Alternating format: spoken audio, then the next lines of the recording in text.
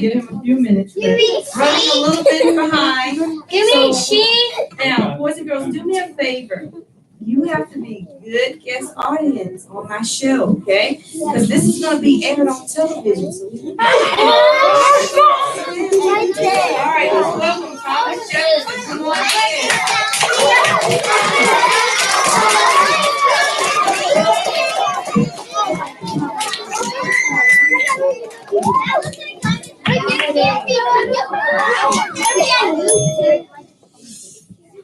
All right.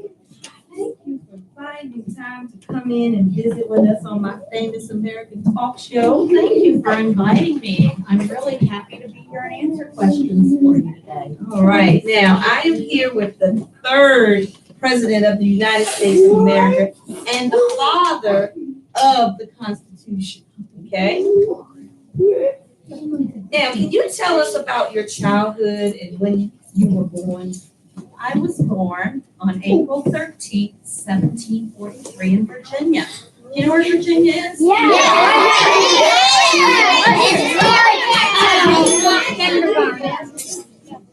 Virginia was one of the 13 colonies at that time. Now, I understand that you played the violin. I did. I also loved to read, go on hikes, and learn about nature. Okay. Now, I heard you had a lot of good ideas. Tell us a little bit about that. Well, by working hard, I invented new ways to grow better fruits and vegetables on the plantation. I also designed a beautiful home all by myself. That must be, what, Monticello? You are right. It's Monticello. Okay. Now, I also believe your good ideas led to the development of our Constitution. My ideas helped create a new kind of government, a government that cared about people's freedoms and their right to do what they wanted to with their lives. Now, a government that cared about people's rights was unheard of during your time, wasn't it? Absolutely. During my time, kings, queens, and emperors made all the decisions of how the people were to live their lives. And you also were a lawyer, okay? Okay, so tell us a little bit about that. I went to college when I was 16 years old, and I became a lawyer. Wow, so boys and girls, if we work hard, we can do things we never thought we could do. Only 16 years old and went to college. Okay, now, the Declaration of Independence was the important paper that told why the colonies did not want to be ruled by Britain. Exactly. I had many people add their ideas to the Declaration. It's filled with ideas about rights and freedoms for all people. On July 4th, 1776, the Declaration of Independence was approved. Now, when the Revolutionary War continued, which is the war that Washington led in, you were governor of Virginia. Is that correct? Yes, it is. It was a very busy job. Then you became president, and you were the first president to live in the White House. You were also elected 2 terms, which is how many years, boys and girls? 8. All right. Yes, I was the president for 2 terms. That was one of the very lucky things that happened while I was president. You must be talking about the Louisiana Territory. Yes, that gigantic piece of land stretched all the way from the Mississippi River to the Rocky Mountains. It also included the important city of New Orleans. Yes, I bought the land from Napoleon, who was the French emperor at that time, for $15 million. I doubled the size of the country. Wow, so the country was really small and you made it double the Double the size? size. Wow, okay, so you sent 2 very important men to explore that new land, is that right? I did. That was Meriwether Lewis and William Clark. They went to explore that new land.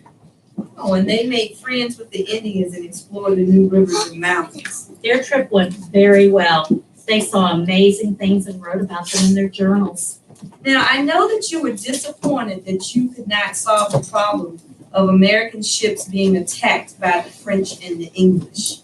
Yes, during this time, the French and Navy ships attacked American ships. They took cargo, kidnapped the sailors. I had to leave this problem for the next president to solve. I understand that when you finished your second term as president, you were happy to get back to Monticello. Yes, I spent much of my time coming up with important ideas about education and people's rights when I returned to Monticello.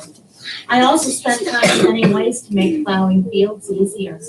All right, so Mr. Jefferson, we thank you for coming in and answering my questions, but some of my guests may have a few questions. Do you have time to answer some? I do. Okay, so we're gonna look for some quiet hands. So the young lady back there with the pink shirt on, maybe she can stand and ask the question to Mr. Thomas Jefferson. How long did it take to write the Declaration of Independence? Well, it took a while. There were a lot of laws that we had to think about, things that we wanted to change.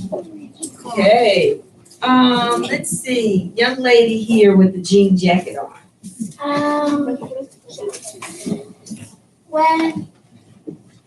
When you were in the White House, There was a lot of work to do, a lot of work. The president works very hard. Okay, and this gentleman here with the glasses on, yes. How many books have I read? Oh, too many to count. I love reading. I read every day. And one more back here in the red. Did you like being president? I really did. I was happy to make the changes that I thought our country needed. Okay, let's give Mr. Thomas Jefferson.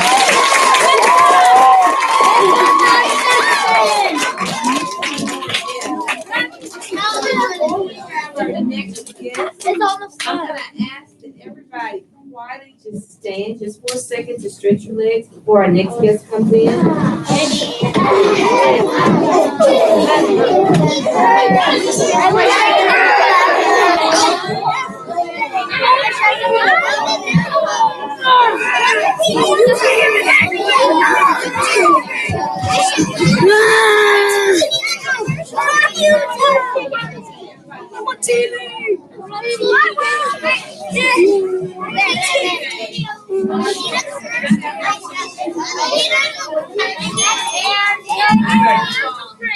My news crew is telling me that I need is there a London in my audience today? Where are you, London? Right there. Hey, if you will stand and walk on out, they need you in the backstage there for a moment. Okay, so boys and girls, we are going to meet another guest today. So right now, I would like for you guys, this is a very interesting gentleman here. We've met two presidents, but now we're gonna meet another famous American, and that is Benjamin Franklin.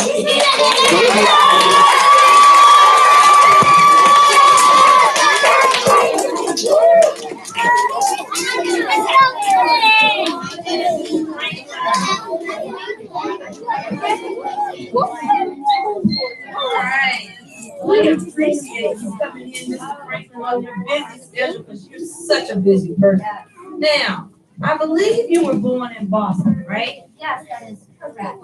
Out of order. I was born in Boston, Massachusetts on January 17th, 1706, and I am one of 17 children, which is quite a lot. All right. Now, tell me a little bit about your childhood. Now, I was in school just like you, and I really liked school. And my very favorite subject was math. Now, my father, he owned a candle shop in Boston, and I helped my dad make candles after school. I loved to swim, and I actually wanted to be a sailor when I was younger. Oh, okay. So what jobs did you have when you were young? Well, one of my brothers owned a printing business, and so I worked as an apprentice in his shop, and we printed newspapers and books. Now, when did you become interested in science? I have to say I've always had a passion for figuring out how things worked, and I wanted to create something new. So I created bifocals, swim fins, extension arms, and I even created the lightning rod. All right, audience, raise your hand if you know what a extension arm would be. Okay, that's one of those things that you can use to help reach up high things. Raise your hand if you've seen one of those before. All right, this is Benjamin Franklin's idea. All started with him. How many of you wear glasses? Okay, that all was started right here with this gentleman, Mr. Benjamin Franklin. All right, just give him a hand for all those great ideas.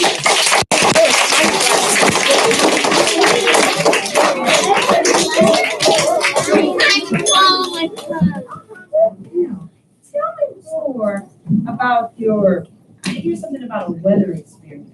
Yes, I was very interested in weather, especially lightning. I wanted to study lightning.